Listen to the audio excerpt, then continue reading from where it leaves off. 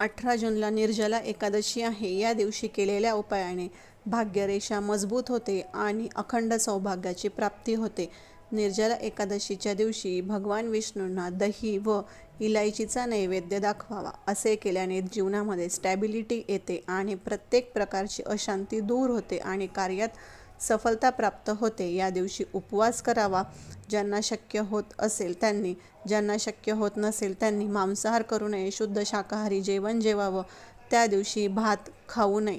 निर्जला एकादशीच्या दिवशी मंदिरामध्ये जाऊन शुद्ध गाईच्या तुपाचा दिवा लावावा व ज्यांना शक्य होत असेल त्यांनी 100 ग्रॅम तरी शुद्ध तूप मंदिरामध्ये दान करावे.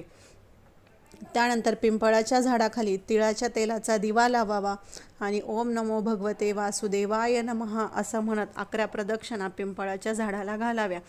असं केल्याने तुमच्या सर्व समस्या नक्कीच दूर होतील.